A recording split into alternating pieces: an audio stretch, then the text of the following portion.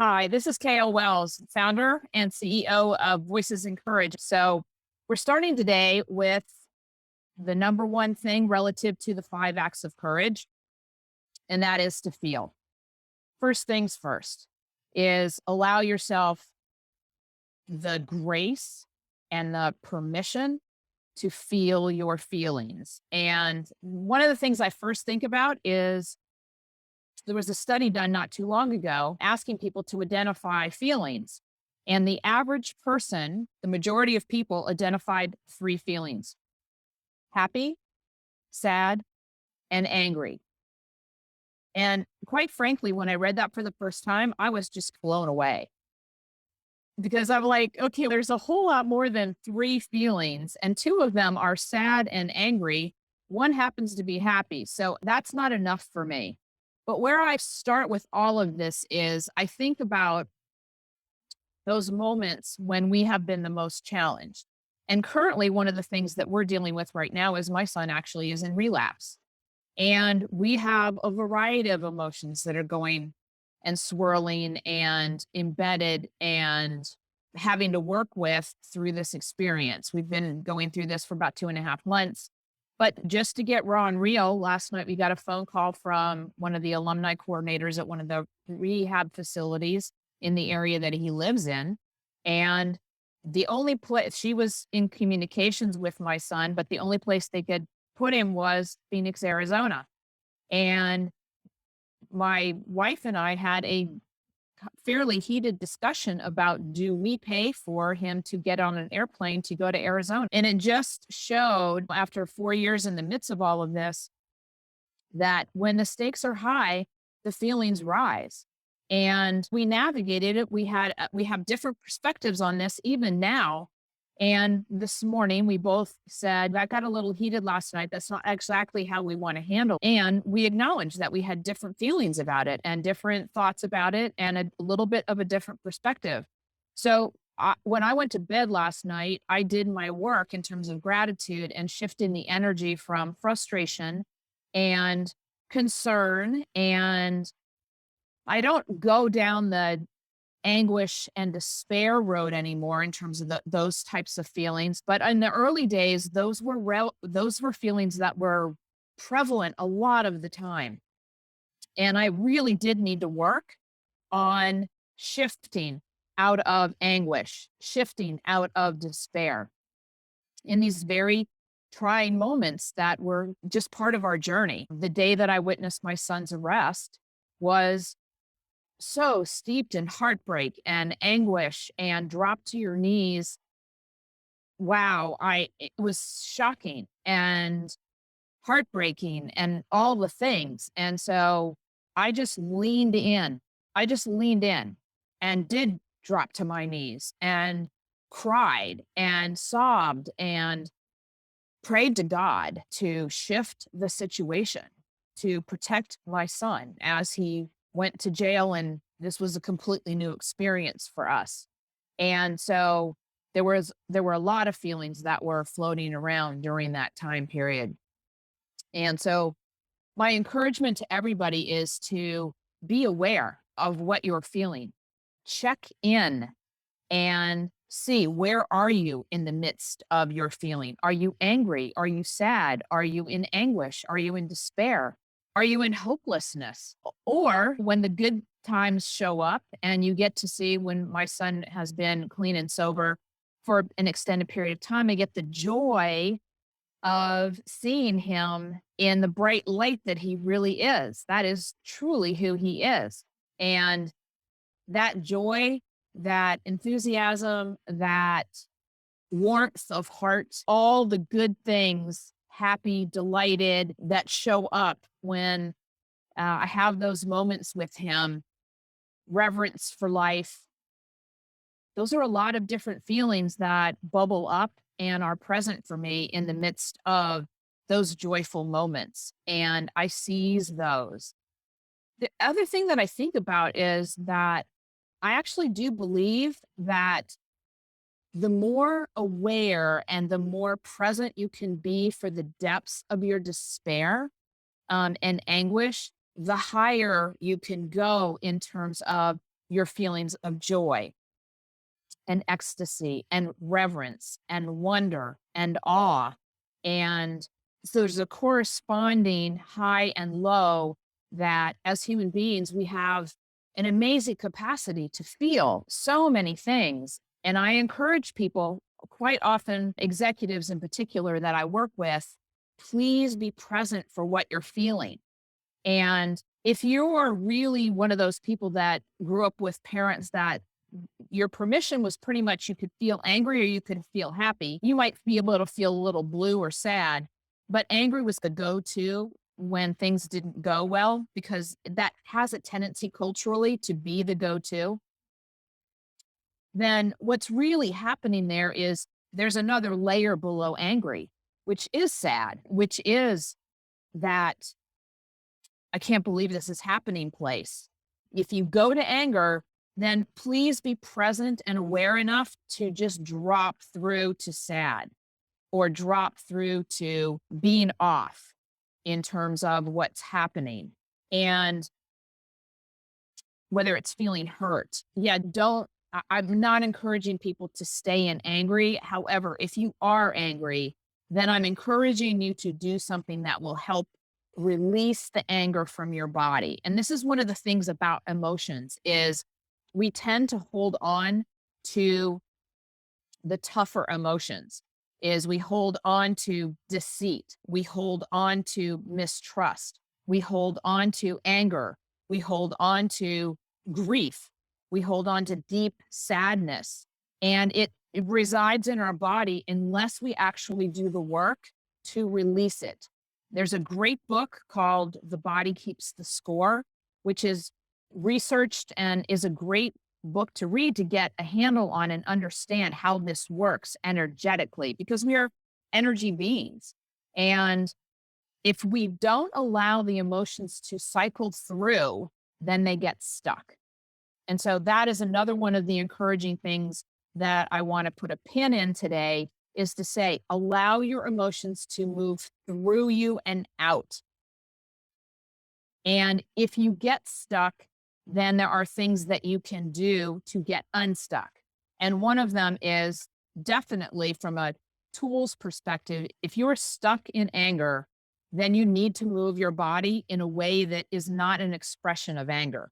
Move it in a different way. And sometimes it's helpful if you're doing this intentionally, is potentially to put some great music on that will help you shift from out of anger into a different energy, a different mood, a different expression of feelings.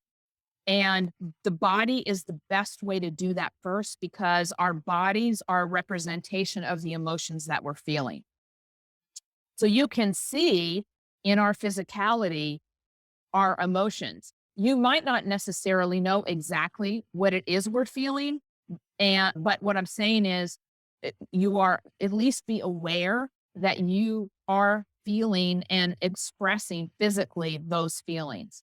The second thing is to shift your thoughts. And so generally speaking, when we are angry, we're running a cycle of why we're angry and we're justifying why we're angry. And we keep running that loop that keeps us stuck in anger. And so we need to shift the pattern of the thoughts that are going through our head. And the easiest thing that I find for me when I allow myself to get clear that I am angry, express the anger, and then I want to change how I am feeling is to think about gratitude. Is I flip it. And so I think about the things that I am most grateful for. Very different. And you cannot step into ticking off all the things that you're grateful for and stay in anger. It's not energetically possible. So that is a quick way to shift from feeling angry by changing your physicality and by changing your thoughts. And those two tools really powerful. What I also think about is there's a great tool by the Gottman Institute that I think is really helpful for people to understand the feelings that are possible. And so I'm showing the feeling wheel up here, and you can go to the Gottman Institute. I believe it's .com or .org. Just check it out. and pull up this feeling wheel. And so you can see at the center here, joyful, powerful, peaceful. And I work quite diligently myself to be in the calm in the storm, to be peaceful so that I can make the best decisions out of that space. Because when you're down here and scared, mad, and sad, those are really tough places to possibilities, creativity reside. And that's the space that you really want to be in as much as possible when you're tackling this whole journey of dealing with a loved one that is an addict or an alcoholic, because we need we as the loved ones need to be in a good place to make really good decisions that not only serve us but also serve the relationship that will emerge on the other side of when they are clean and sober. So 4 count breath. So you close your eyes, you do a 4 count breath through in your belly, in your nose, and count 1, 2, 3, 4. Hold 1, 2, 3, 4. Release out through your mouth 1, 2, 3, 4. Again, in through your nose 1, 2, 3, 4. Hold 1, 2, 3, 4. Release out through your mouth 1, 2, 3, 4.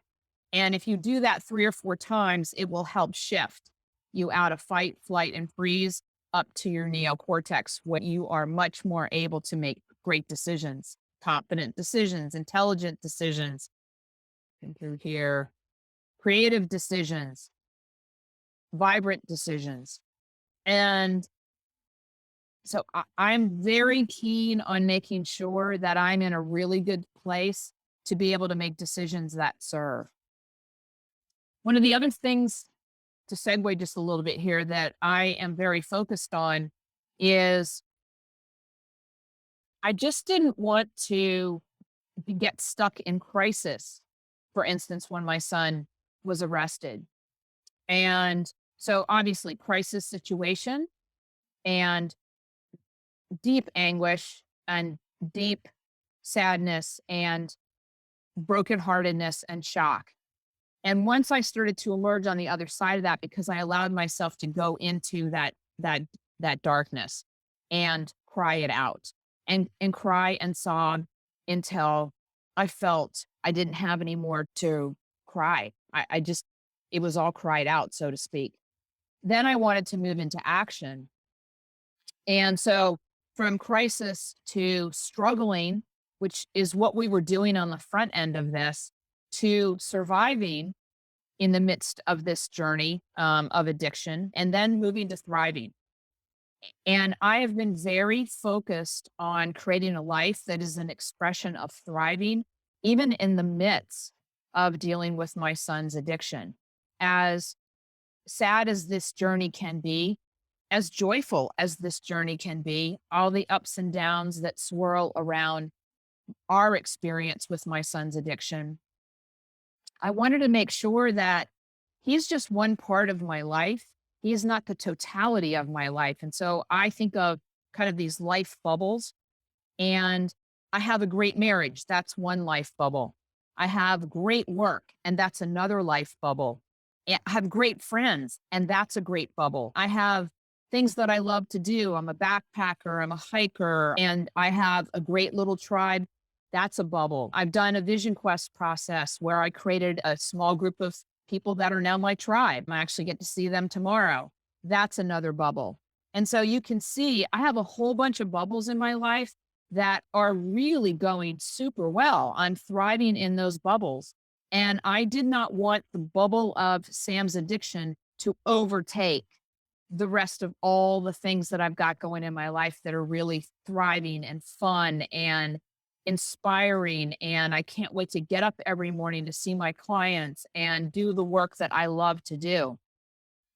So there's been an intentional focus on my part to keep Sam's bubble smaller than the rest of the bubbles in my life, and to thrive in the as much of my life as possible, even in the midst of dealing with my son's addiction. So I pose those as ideas and thoughts and potential beliefs that you might entertain as you are going through this journey right now, because that's really all it is. I'm a consummate learner. I listen to a lot of podcasts, I read a lot of books, and there are things that I want to take forward with me that really resonate with me, that feel true to me.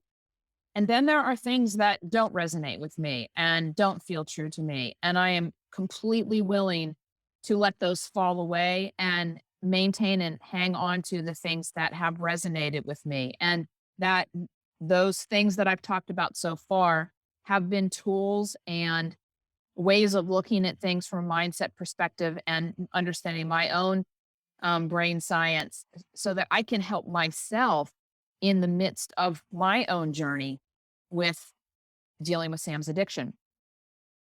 I think lastly, what I'd like to reference is, which seems so appropriate right now and extraordinarily well timed, is that Brene Brown just came out with a new book called Atlas of the Heart, which is a deep dive researched study on human emotions.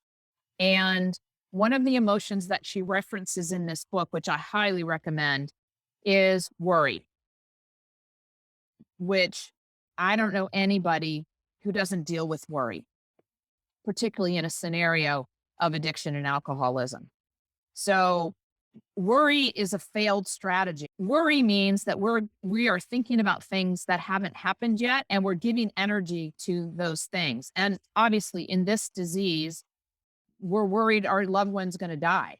We're worried they're going to overdose. We're worried they're going to have a stroke. We're worried they're going to have a heart attack. We're worried that we're going to lose them. And however, the worry, it doesn't have an impact on their behavior whatsoever. So our worry only has an impact on our physicality, on our hormones, and it has a tendency to hold us in the space of sadness and grief and despair and so on and so forth. And Brene Brown, one of the things that she says in the book is around worry is, do I have enough data or information to freak out right now? Do I have enough data or information to freak out right now? And lots of times, actually, we don't, other than the obvious moments. Then the second question is, would freaking out help me?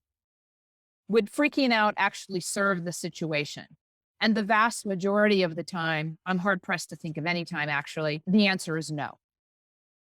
So again, those two questions, those twin questions, extraordinarily powerful when I read that in the book, that now I think about those two questions in order to shift how I'm thinking about, for instance, Sam's relapse is, do I have enough information to freak out? No. And if I freak out, is it going to help the situation? No. So I work on my mental mindset, my psychology, my thoughts, and my heart to hold a space for the bright and light Sam that I know and love and that we know and love to emerge from the addiction. And that's where I give my energy to. So I encourage you to play with the notion of releasing worry, maybe making it smaller, just to try it, to see if you can step into that space where you recognize that your worry has absolutely no impact on you, the loved one that you're dealing with that is drinking or doing drugs. It only impacts you. And we can spend all day long deep in the hole of worry with it not serving whatsoever. So I'm encouraging you to play with coming out of worry and shifting worry and imagining your loved one in a healthy space, smiling.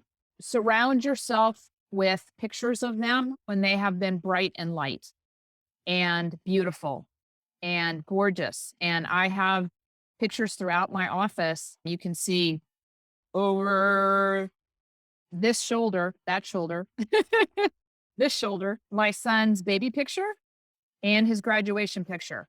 Both pictures represent amazing light and energy. And that's where I work to focus on instead of the disease that he's wrestling with right now. So, several things. One is the feeling wheel. Go to the Gottman Institute and pull up a feeling wheel so you have it and begin to identify what am I feeling? And then use those tools to shift you out of the despair, the anguish, the anger, the sadness, so on and so forth. Once you have allowed yourself to feel it and express it and get rid of it. And then read or listen to podcasts, get Brené Brown's book, Atlas of the Heart. These are all brilliant tools. And we have a book list that has a number of books on there, like The Body Keeps the Score, that will help you navigate and better understand your own humanity. And we are wired to feel, and emotions are the driving force of who we are and the decisions that we make. So let's do it from a conscious place and an aware place instead of allowing the emotions to just take us over and run us. Take your power back. Take your power back. Be aware. Be an expression of the best version of yourself. I'm giving you permission to be an expression of joy and love and laughter and possibilities and resilience and thriving. So I hope this time together has been really helpful for everybody today. I know just as I talk about this, it goes in deeper for me, and I need that at this time. So I appreciate your all being with me today. And I send my heart and my love to each one of you as you navigate this journey. I am with you. So love you and keep doing the work. Keep doing the work and keep loving your loved one. Have a great day. Have a great week. Have a great month. Bye.